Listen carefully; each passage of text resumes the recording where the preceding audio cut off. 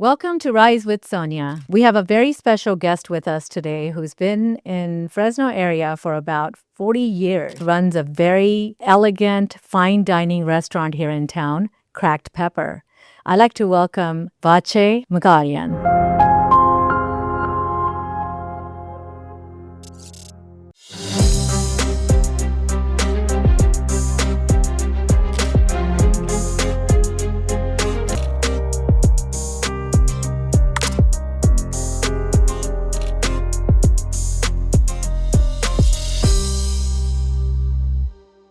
Thank you for being here. Thank you for having me on your show. Yeah, absolutely. So, Cracked Pepper, it's been in business since 2007 and you're doing so well. Yes. So, tell us a little bit about your journey. Well, started in 2007. I had graduated culinary school a little bit before that. And originally I was from Fresno. I was not trying to come back to Fresno and ending up in Fresno. Kind of typical story. I was working at Tenaya Lodge for a while, and I was, in the meantime, trying to find something to do for myself as an entrepreneur. My parents were entrepreneurs, so you kind of grew up with that. And, lo and behold, I was looking on a Craigslist, I think, and it showed up this little Porta Express is what it was called, for sale. It was a little Mexican mom and pop place.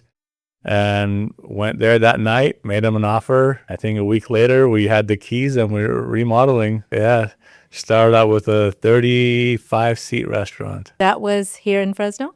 Shaw and Fresno, Mission Village Shopping Center. Oh, well, I think I know where that is. Yeah. By Fashion Fair. By Fashion Fair. Okay. Right across the street, yeah. So what inspired you to become a chef and start Cracked Pepper?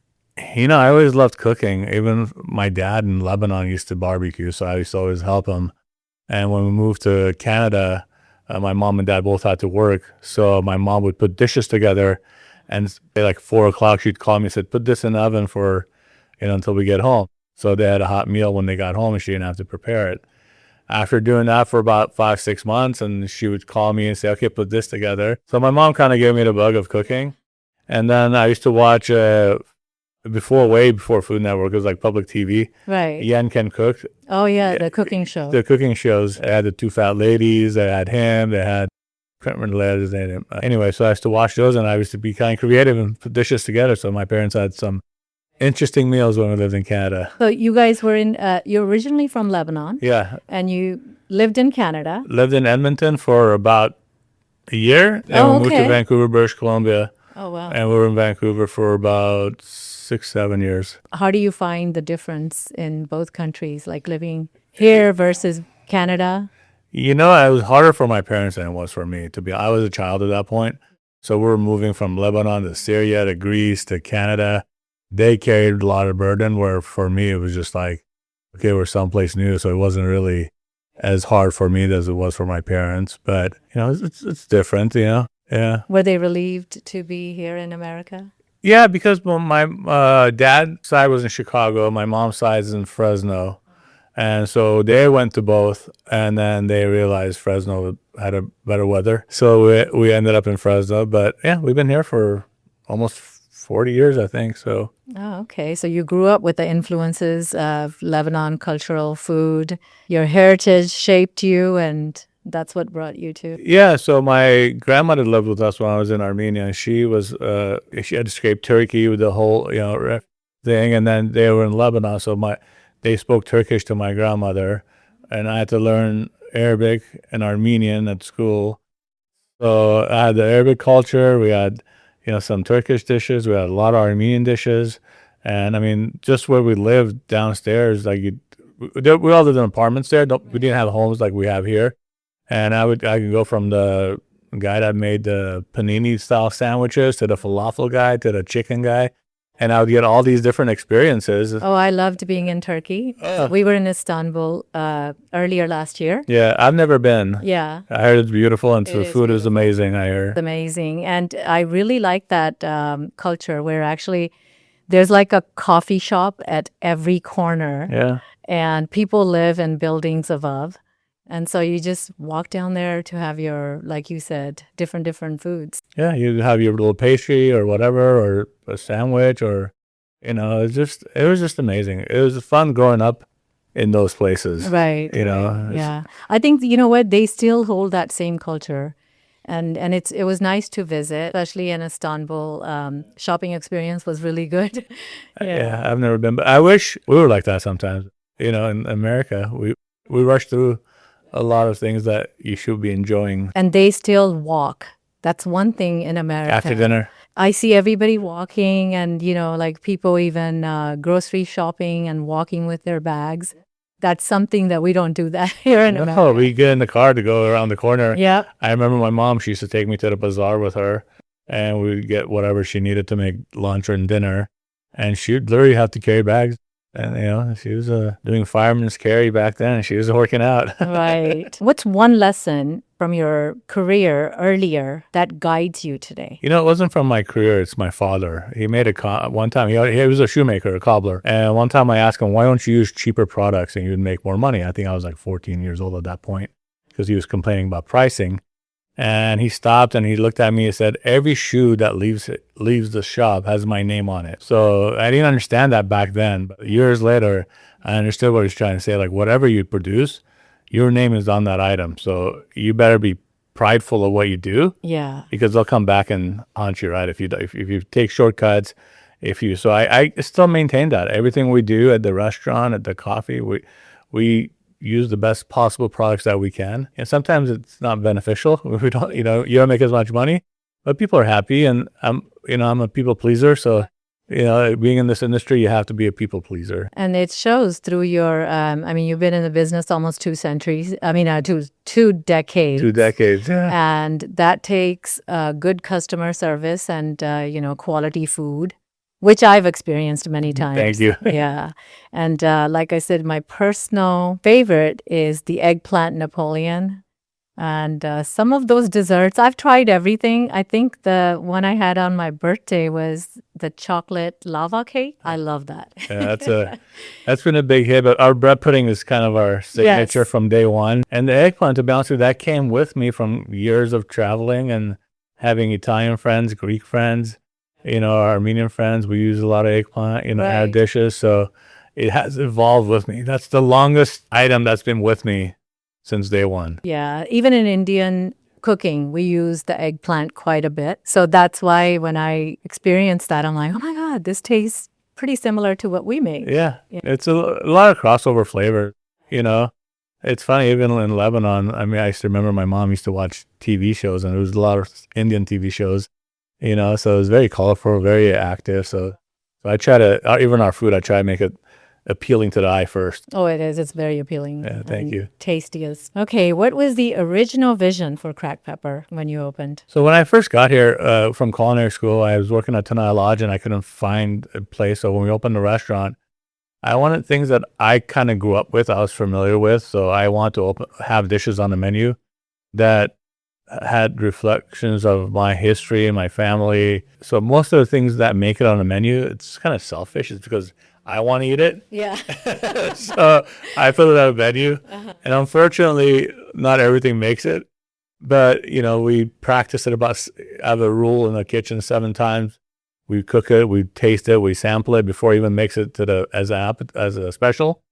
And after that, it makes it to the menu after we're in as a special. Oh, that takes a lot of work then. It does. It's a lot of, because sometimes I'll create it and, we'll start running it and I'm watching it, like see how they're producing it. And it's like not really working out the way I want it. So we have to pull back, readjust it, or just completely just like this dish is not going to work out, with the amount of people that we have. That's a lot of work that's going into play then. It is. It's controlled chaos. People don't realize it.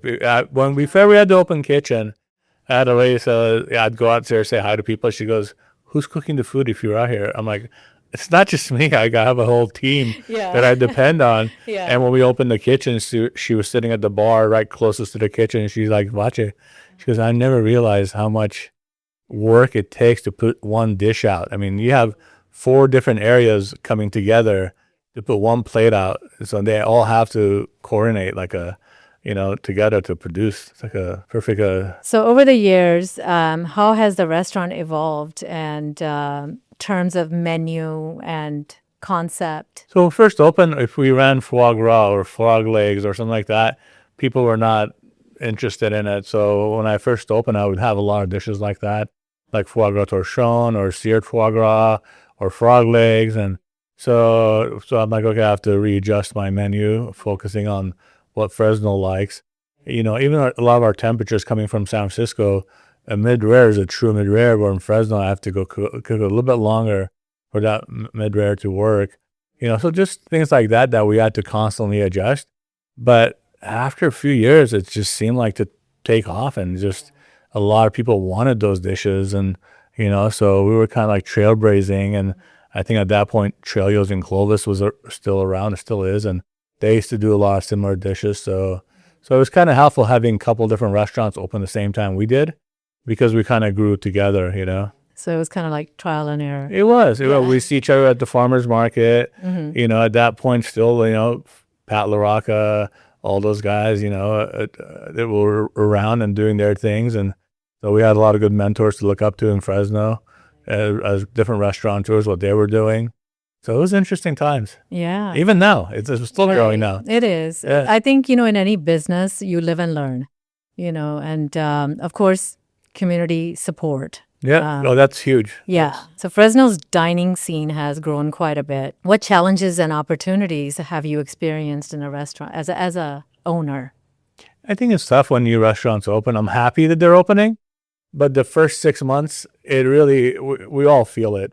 Everybody wants to go to the new restaurant in Fresno, and understandably so. Yeah, I want to go to them, and I want to go check them out, and not because they're a competition, it's because they're friends opening a restaurant, and I want to go support them. So I think there's a lot of misperception of, like, when people see me at a different restaurant, I go, "Oh, you're checking out the competition." I go, "No, I'm just here ordering Jimmy or Brandon, or whoever it is. I want to support local." So those are tough when those happen, but it comes back. There's enough people in Fresno to cover every seat. You just have to be patient and don't change. Stick to what you're doing. Don't try to mimic their food. Don't try to change your whole concept. Stick to what you're doing and stick to what you're proud of. That is 100%, because even in my line of business, like as a realtor, Right. and other things that I do, I try, I go out there and I look around, what's everybody else doing? Okay, I'm not going to do that. I'm not going to do this. I have to come with something original, and I think it's that uniqueness that attracts people, and that's why Cracked Pepper is one of the unique places. 19 years. Yeah, absolutely. And many to go. Many to go. Yeah. So what's your favorite dish? Oh, it's a tough one. Right now, it's our New York. We dry age all our steaks in-house now. We were buying a dry age before. Now we have an ager in the lobby, the reception area. And we dry age all our New Yorks in-house, all our fillets, all our ribeyes. And nothing better than a good New York, and just basic fries. And usually I'm not a big vegetable guy, so I tend to get a salad, with my entree. It seems to work for me. Instead of veggies. So that's my new favorite dish. It's sometimes I go simple. Sometimes, if I'm playing with something new concept, and I'll be, but I always change it up. Right. You guys serve lamb chops there, right? We have our lamb chops, and that came about because I was craving a shawarma sandwich. Okay. So again, my selfish reasons, right? And I didn't like the shawarma sandwich that I got. So I went to work and I said, okay, I'm going to create a lamb dish that mimics those flavors and put it on a menu. So we make our own flatbread in-house. Yes, I love your bread, by the way. Yeah, and on that dish. Yeah. And then we do a shawarma seasoning for the lamb, and we do a tahini sauce, and we've added roasted tomatoes and onions and jalapeno, because those are kind of classic items to go with dishes like that. And so we made a dish out of it. And that's my daughter's favorite. Is it? Yeah. She's got good taste. Yeah. Along with the restaurant business, Sanctuary Coffee line you just started. Yeah, we started a coffee shop about 2.5 years ago. And that came first. And then I couldn't find the coffee that I really enjoyed.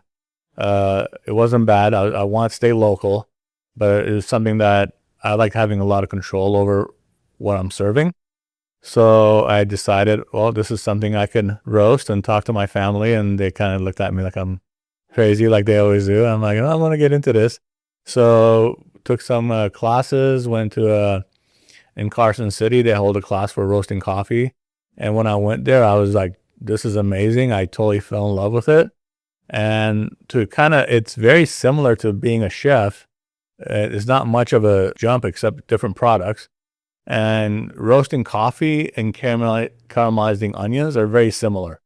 So you start with kind of a raw product, and then you caramelize it slow, and then you get the sugars to develop and the color. You're doing the same thing with coffee. If you go past a certain point, you burn the onions and they're no good. Same thing with coffee. So we have a signature style of roasting that I do, and it's medium to dark roast, and people seem to love it. It's not very acidic. Actually, hardly any acid. I got to try that. Yeah, it's very good. So can you share the story behind what inspired you to go into this coffee business? Similar to when I started the coffee shop, I couldn't find coffee that I liked. So we So you guys started. to do our own. So what makes Sanctuary Coffee unique compound comparing to other brands? So we only buy specialty coffee. So specialty coffee is something 82 points or higher in our industry. So it's kind of like wine labeling. They rate wine after Parker's list of 92 and higher or something like that. So we only import coffee beans that are high quality to start out with. And then we get a small production. So we only roast about 20 pounds at a time. So we're not roasting hundreds or thousands of pounds. And plus the places that do carry our coffee, like Moto, the Italian Deli by Fresno High, Nick at Sam's Deli has it. The Market carries it. Mochi Donuts, they do a Thai style coffee. They really like our coffee. So, and plus we serve it at our coffee shop and online, sanctuaryroasting.com. So we're all over the place, and we're growing pretty good, rapid rate right now. So I'm excited. Okay, so walk us through the process of roasting and brewing a little bit more. Sure. Yeah. So when I create, so most of the time, either I'm blending or I'm doing a single origin. So single origin is great for like a pour over. If you just want to percolate coffee, just a basic cup of coffee in your machine, or you want to do like a slow pour over, the single origins are amazing and they do a great job. So for my blends, a lot of coffee shops use blends for their espresso because you want to hold up the milk and sugar. So that's where being a chef kind of comes in handy, because I'm really good at blending flavors together. So that's where a lot of my blends come from. So I'll use some Brazil, I use some Guatemala, I use some different, like a coffee from Mexico. So I blend it. We have a small sample roaster. So it starts out with 100 grams, and then I'll roast it, hold it for about a week, because you gotta have to wait a little bit for the coffee to degas. And then I'll brew it. There's a specific way, it's called cupping. So I'll cup the coffee and I'll taste it, and then I'll go back to the drawing board and I go, okay, I need to adjust this and this. And mostly just formula. It's just like more of this coffee, less of this coffee, because they all bring different flavors in. Like Brazil coffee brings a lot of chocolate or dark chocolate or hazelnut or almond. So it just depends what region's coming, what elevation. So those are all things that you have to consider when you're roasting coffee. So it's pretty fun. I enjoy it. You're like a chemist. Yeah. Are there similarities between crafting a dish and crafting coffee? You just mentioned also. Yeah, which is very similar. Even when I'm doing like a plate at the restaurant. So if we were looking at a plate, I'm adding salt, pepper. Sometimes it doesn't brighten enough. Sometimes it's kind of like dull still, right? So what do you add to that? So typically in our industry, we call it gastrique. It's like a little vinegar, sugar reduction. And then you could hit it with a little bit of that, or even just a regular vinegar. It could be apple cider vinegar, any vinegar choice, but just a little bit. And it's amazing how much it brightens it up. I mean, we're called cracked pepper, but unfortunately, salt sometimes. Salt is what you need to make things happen. Yeah. So even just adjusting the salt, or even just a squeeze of lemon on a dish when you're cooking, day and night. Yeah, of Day and course. night Adds a different. little different flavor. Yeah, I tell people, like, it's more fun for me to cook than bake. I'm not a big baker. I mean, we have a couple of dishes that I've created, because I've had to. But you have to be so precise and weigh everything, and it's just way too much work. Right. Cooking is more fun. You got flames going, you're adding salt, pepper, wine, white wine, red wine, acid, whatever you're doing. it's kind of a fun process, Right. you know. Yeah. I It's enjoy very childlike. it. Is. It is. Cooking. Like, It should be. yeah. People who take it seriously, Yeah. it's If it wasn't. well, it's funny when I was in San Francisco, and if I showed up or anybody showed up to work upset, the chef would send us home, and I didn't understand. And one day I like came back, I'm like, so I had to check myself at the door, make sure I was happy before I walked in, and I didn't want to be sent home because I needed the money. And that day I asked him, hey, why do you send people home? He goes, unhappy people make unhappy food. Oh, that is so true. He goes, you're going to be miserable? I don't want you in my kitchen because the food's going to come out horrible. He goes, you might as well just go home. Yeah. I'll deal with it. Right. Yeah. That is so true. Because I've heard this, like when you're happy, it's what you're outpouring into the dish. Yeah. You know, you do it with love That's why rather mom's than food, the anger. You know? that's what mom's food always tastes the Yeah, best. You know? absolutely. Okay, what feedback have you received from customers, from local businesses in regards to the Century Coffee? You know, everybody that has it and tries it loves it. I've not had any negative reviews on it yet because I'm doing a classic way of roasting coffee. And I think it appeals to a certain like a age group. So a lot of the younger guys, they like the lighter roast, which is more like citrus and more like acid and more, so a little bit more lighter, more tea-like. So there's a generation that kind of likes that coffee. But in my culture, Armenian culture, like the Arabic culture, and even in Indian culture. yeah, like that little darker roast. And Right. not dark to the point where it's burnt. It's still, you can taste all the quality of the caramel, the sugars, and everything you're trying to bring out of that coffee, because that's what you're doing. The coffee kind of like is like a child in a sense, right? It's like you have to nurture it, you have to take care of it, you have to like bring out the best out of it, So it's very similar to cooking and hanging out with your kids, and so I enjoy it. Okay. How do you manage your time and energy between running a restaurant and building a coffee brand? I gotta start with the coffee first A good idea. to get me hyped up through the day.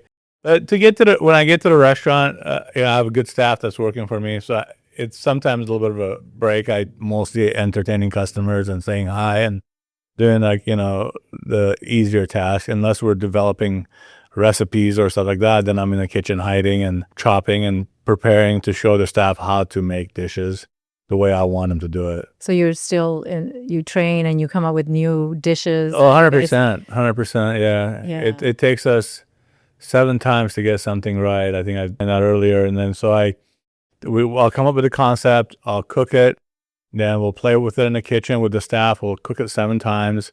And okay, it's fine. Then we try to run it as a special. As we're running it as a special, and I'll watch it. If it's not really, it's not moving nice, it's just kind of like it doesn't have a good flow.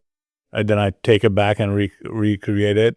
And then after that, if we like it and customers like it, the main point is the customers have like. customer. Yeah, I mean, I could love a dish, and customers just say this is not very good or this is not their liking. Not just one. I have to hear like multiple times. Then I'll kind of okay, let me rethink this dish, and then. But the coffee is kind of in the morning, so it's kind of nice. It's quiet. Crazy part is the restaurant when it's Busy. you get busy, and then you're running around. So, but the time goes by faster. Right. Yeah. That's true. Do you ever feel burnout? Like, do you ever feel exhausted to the point where I need a break from this? No, because we try to take our vacations when it's slow. May, June, July, August in our industry is quiet. So most of our vacations are done then. And then from day one, I've always closed Sunday, Monday. So those are kind of my day with the family, kind of like relaxing days. So I try not to, Yeah, because I don't see that very often, like Sunday and Monday, 2 days. Yeah, I close Which is a back very to good back. idea. Yeah, because Sunday is your day with the family, and Monday, if I need to get DMV, this, that, even for the staff. Plus, it's easy on the scheduling. Exactly. They work 5 days a It's week. 5 days a week. Yeah. So the staff likes it, and they have a day to get their business done and day for their family, and so. I think it's necessary to have that break. It's very necessary. Yeah. There are certain times people say, how come you're not opening for this event or that event? I'm like, I don't know. I need to celebrate this with my family. Yeah, like I've never opened Mother's Day. Yeah. Like, people, all the restaurateurs always give me grief about it. I'm like, all my staff have their moms, and now I had my mom, she passed, but to spend time with them. I go, and that one day is not going to alter my life in sales in any way. So I'd rather have the staff have. Yeah, no, I respect that. So, what's been the biggest business challenge you faced and now overcame? I think COVID had to be the biggest. I remember those days. I think for our industry, I mean, we Yeah. were going 100 miles an hour before COVID. Yeah. And that hit us like a wall. I mean, it was just like a couple of weeks first, they said. And I mean, it dragged out so long. We had to be super creative, come up with dishes that would travel, people picking it up. And, Fresno always comes through though. I mean, the people in Fresno, our customer base stepped up, ordered more, whatever it took, it still hurt. We still lost a lot of money. If you sit here and worry about it now, thinking how I could recoup that, you're in a bad position. You just need to put an X on it. Yeah. Throw it behind it, move on. Because if you dwell on it, or it's, a lot of restaurants are still. We are too. I mean, it's never recovered like it used to be. A lot of people are doing to go. They use Uber Eats or whatever, and we're actually starting Chow Now in a couple of weeks, where people can order some of our dishes and to take it home, because literally people have stopped going out. So it's a challenge right now. I think it'll change. I think so too, because I try to at least 2-3 times a week. I try to go out to support local businesses. And a lot of people do, and it's hard. I get it. It's getting expensive, and we're trying to be conscious, but sometimes we really don't have a choice. But you know that money, it's got to circulate. It does. That's the only way we're going to grow. You can't sleep on it. Nope, you can't. You can't sleep on it. So in marketing your brand, restaurant plus coffee, what's worked best in connecting with our community? So when we first opened Cracked Pepper, we didn't have Instagram, Facebook. We didn't really have any of that really. So we had to focus on the customer coming in. And the best way to do that was either buy them something or have them try a new dish. That's them buy. Even having try this new dish I'm working on, and, send things out. And so that was the best possible outcome, because they got to try something. Hands-on. Yeah. They tasted it right away and they understood it. With the coffee, it's the same thing. I realized all this ad money I'm spending, it's not really going anywhere. But if like Sam's Deli, for example, they carry our coffee in bags, retail. When I go there, I'll do pop-up coffee and I give away lattes and cappuccinos, and people come try it and they're like, oh my God, this is so good. So they'll support Nick by buying coffee. They're supporting my family. His family is staying local. The same thing in the market. We'll go to the market, do the same thing. We're going to do the next one at Moto Delicatessen, go do a pop-up and just have people try it. And to me, that's the best way. I think it's just marketing face-to-face. And that's something that's missing right now. Oh, I can run a $1,000 ad on Instagram or Facebook or whatever, and maybe get 2 customers. Or I can go to a local place and just have somebody try it, and I'll get 10 customers. It costs me maybe like $100. So I'm going to keep that in mind. That's a great marketing. Yeah. So what advice would you give to aspiring entrepreneurs in food and beverage industry? I get a lot of younger guys that want to do stuff. They're always talking and they're always having these books that they're reading and marketing books and this and that. All that's great. But if you don't take that first step, especially when you're younger, you're in your 20s, you have nothing to worry about. Even if you fail 5 times, it's incredible, because you're going to learn 5 lessons that nothing, not a school, not a college professor can teach you, unfortunately. My dad used to tell me the best lessons you learn from your life are from your pocketbook. That is so true. Once you make that mistake and you lose a couple of $1,000s or $10,000 or whatever it is, you're never going to do that again. Yeah, true to that. Yeah. I believe that our new generation is not as actively involved as, hands-on starting businesses, or they don't start early. There's some, going to college is great. Degree is great. You need to have that. But at the same time, you need to think about, in this day and age, to grow into entrepreneurship or have a second set of income. You have to have that mindset. I tell my kids, whatever job you're doing, think of the guy in the office, think of the guy the guy's boss, how can I be that guy's boss? Oh my God, that is a great, I go, don't be like content with the job that you're doing. Do the job, but think, how can I go to the office and take that guy's job? And once you get in there, how can I be the boss of this business? How can I open a business similar to this or different? growth mindset. Growth mindset is not just, unfortunately, Instagram and all that stuff, even though they're good, they're also, they hinder these younger generation.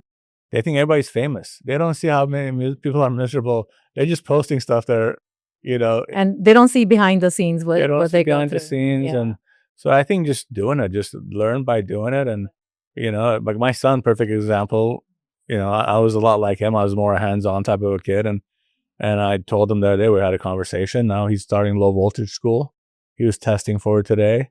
And with current AI, the way it's growing, I mean, that field is going to be amazing. Oh yeah, it's going to be booming. It's an apprenticeship program. They pay him while they go to school. So it's amazing opportunities for guys who are hands-on. Like, nobody's going to be putting up fences. Nobody's going to be changing plugs in a house, and do stuff that's hands-on. Let's go back old school. Yes. Yeah. That's what it takes. It's like, I was watching this one show where they showed like these 5 things that are going to be really good and which are AI related. You go into learning about AI, go into plumbing, because there's no way AI is going to go change a pipe. Tesla can't build a robot that's going to Right, exactly. changing any plumbing. Yeah. Doesn't matter how many, AI things they come up with, but there's always going to be that, the human's going to be needed. Yeah, cooking food for people, care for people, and then plumbing. I mean, that's a huge one. I mean, it's going to be, I know that my plumber, when he comes to my restaurant on a Friday night, Yep. he's cashing out. Exactly. That is actually one of the most highest paid jobs right now, I believe it. plumbing. And I think there's a shortage also. Oh, no, the new generation, like you said, they're not doing it. So I talked to my plumber. I'm like, dude, I go, once you hire somebody to help you, he goes, I can't. Nobody wants to come learn. Nobody. They don't want to do the hard work. In the old days, he goes, his dad was, he goes, my dad didn't pay me. Even if my dad hired somebody, they wouldn't pay them because they were learning on the job. And he goes, you had to pay your dues. And I think that's what they're not doing. Like, nobody wants to pay their dues to get somewhere. They just want to happen like tomorrow. Right. Microwave life. Not going to happen. So how important is supporting local producers, farmers? And we did talk about this, the community comes together and Fresno always is there supporting one another. I think supporting local farmers is huge. Even though a lot of our farm products leave the state because they make more money shipping it out. But I still have one gentleman, his name is Paul. He brings me all my produce, all the stuff that ends up on a plate. He grows it and brings it to me. So tomato season, he's bringing me my tomatoes. There's some like patty pan squashes. He'll grows it for me, so I tell him what I want. We rent spaces from different farms, and he grows all that stuff and brings it to me. Like the stuff we use for stock and stuff like that, yeah, we buy that in bulk. But the plate items we use. Well, that's good to know. You use fresh vegetables. We use fresh vegetables. Yeah, it's very important to me. Yeah, and again, a little bit more pricey, but I'd rather pay the price. Yeah, I would too. Yeah. I would too. How do you see Fresno's food scene evolving in the next few years? I think it's going to be great. I think there's so many young entrepreneurs that are opening, like between Smith Camp, the new restaurant down the way. That's a French concept that's opening. The Buble, I think. Boulet? Boulet. Yeah. Pardini's new restaurant. There's so many cool places to go eat now. And you still have your traditionals. You still have Five. You still have Yosemite Ranch. You still have all the local places, Limelight. Cracked pepper. Cracked pepper. Yeah, I mean it's growing, which is great. I mean that's what we want. And unfortunately, I'm gonna beat up a little the customer base. It's like go try these places and give them some time to develop, because they'll go the first week they open or first month, and I'll get text messages from different people eating it. Well, I'm here and the food's salty. I'm like, so what? Like, give it a chance. You need time to develop it. I mean, it's like they're trying something really cool, bring something new to Fresno. Give us a chance. They'll give the chains multiple chances, but a local restaurant, they want to nitpick. I'm like, give them some time. It's like It's not that bad. I totally understand where you're coming from because some of my friends opened restaurants here in town. And of course, I want to support them. So I do go and, first 2, 3 times, there is a shift in taste or customer service or cleanliness. But because I know that this happens, I'm very patient and, I'll give them time. And like, for example, this couple of new restaurants that opened up. We do get top of the line service and really good food. And then there's people that'll come in, oh, you recommended this restaurant, but it doesn't taste good. Well, try something else off the menu. Because there's not just one thing. Like if I go to Cracked Pepper, now I have a favorite, so I know that if I don't feel like eating anything else, I'm going to order the eggplant Napoleon. So each place, each restaurant, each business in town, it's about the experience for me, and of course, like the friendly customer service. That's huge. I mean, And I see you coming out and shaking hands, and that connection is phenomenal, like what it does to people, because that keeps me going back. even my staff, they were starting to. Yeah. Not the other day, maybe a couple of months ago. One of them said, "Chef, I go, we have a lot of anniversaries. Can we print cards and write happy anniversary, happy birthday on the card?" They came up with it. So, I think hospitality is part of our business. Sometimes we forget that. And unfortunately, also, we are just human beings. Everybody has bad days. Everybody, has different stories going on in their background. So collectively, we're coming together to produce dishes to customers. And most restaurateurs are people pleasers. I've never heard any restaurateur say, I'm going to serve bad food, give bad service. Never. It's always say, I'm going to do good food. I want to have great service. So sometimes we fail. It's not always a perfect day, but we try to achieve perfect as much as we can. Yeah, no, you guys do great because even your staff, they're wonderful. Like we hardly ever have to ask for water. They're constantly, watching, and these are the things that make a difference. They make me look better than I am. My staff. So. Yeah. No, well, you're the role model because if you didn't set that standard, it wouldn't have been followed. What role do you think hospitality plays in strengthening the communities? Huge, because the people we're hiring that are working for us right now will become future leaders in Fresno. They're going to college, they're going to become doctors, lawyers, nurses, whatever it is. Those are the people starting at restaurants that are mostly ran by local businesses. So those are our future, in Fresno. So I think it's going to be great because if they go into the restaurant industry, they understand the hustle, the bustle, the sense of urgency. They're going to be such good leaders in the future. What's that one ingredient you cannot live without? Cracked pepper? Pepper used to be used as courtesy. So I named the place Cracked Pepper because every time you went to a restaurant, somebody would offer you cracked pepper. Right? So I said, okay, if they stop coming to Cracked Pepper, they're going to go to somebody else's restaurant. When they offer them cracked pepper, they go, oh, we haven't been there in a while. Yeah. Great reminder. Yeah, great reminder. Yeah. It backfired on me. I went to a friend's restaurant and they offered me crushed pepper. I get it. Yeah. But I would have to say the one ingredient in a restaurant is salt. Salt, of course. Yeah. If you undersalt something, it has such potential to bring all those stuff out of the dishes. Brings out great flavors. So, favorite coffee drink and the way you drink it. So my favorite coffee drink is I use a little bit of agave, double shot of espresso, and then I use either half and half or whole milk, and I froth it almost like a cappuccino style. Right. Oh, I like that. Yeah, and I pour that over it. And then I sprinkle it with cocoa powder. I gotta try that. Yeah, the cocoa powder, that little bitterness with the sweetness to go to during. The agave is kind of, what makes it. If you could collaborate with any chef or coffee roaster in the world, who would it be? And what would you create together? Gordon Ramsay? No. I would have to say Anthony Bourdain. Then I would like to eat his favorite sandwich, which was the mortadella that he pan fried. Right. Okay. That's like his classic. Make that together. I think that would be the ultimate. That would be something. Yeah. Yeah. Very simple. Yeah. Maybe over a beer. Sounds good. So one of these days, Yeah. we want to have him here in Fresno. He's dead. No way. Yeah, sorry. Oops. He passed away a while ago. Really? Yeah. Okay. Sorry to hear that. Yeah. Anybody alive you would want to bring? Anybody alive? Thomas Keller, French Laundry. Oh, okay. Okay. Yeah. So what's the specialty that I you don't like? know what specialty, but it would be nice to sit with him and beer or coffee and just kind of pick his brain, because some of these chefs are so ahead of the game, so far out there with the cuisine and the food.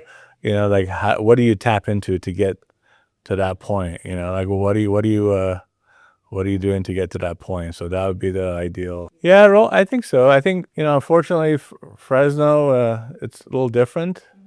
So it's we're kind of behind on some of the dishes, some of the times, even drinks, and so I think a lot of times like chefs need to go out of town, experience different dining, and come back. What's the next step for Cracked Pepper and Century Coffee? Well, we're working on our breakfast brunch kind of menu during the day. We're opening Cracked Pepper Bistro as a cafe soon. So yeah, so we'll have classic coffee drinks, cappuccinos, lattes, and then some fun dishes to go with it.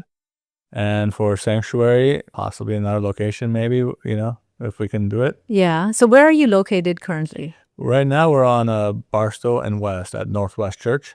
We lease from the church, so we have our shop in there. And then, so.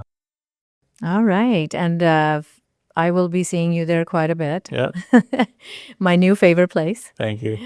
How can the listeners support you or experience your restaurant? Like, what would you like to say to our listeners? I think just supporting local in general, but, sometimes we've been niched as fine dining or expensive.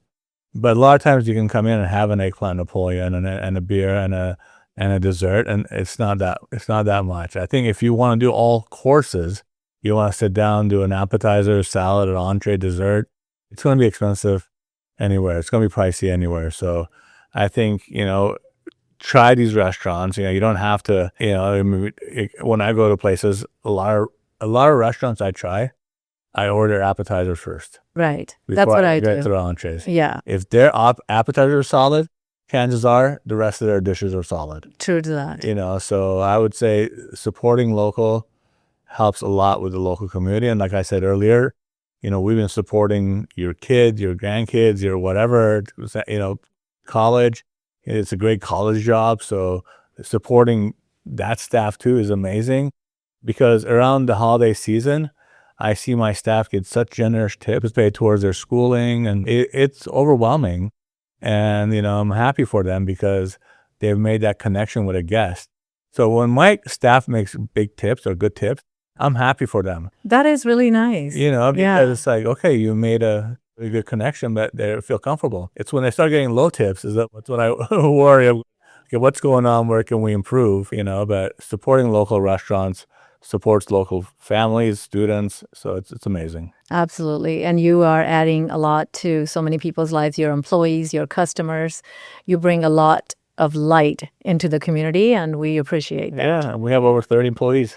Wow. And then at your coffee shop. Yeah. That's really good to know. Yeah. Good to know the story behind Cracked Pepper. Thank you. Appreciate your time. Thank you so much for being here, and we're going to keep rising together. Yes, thank you.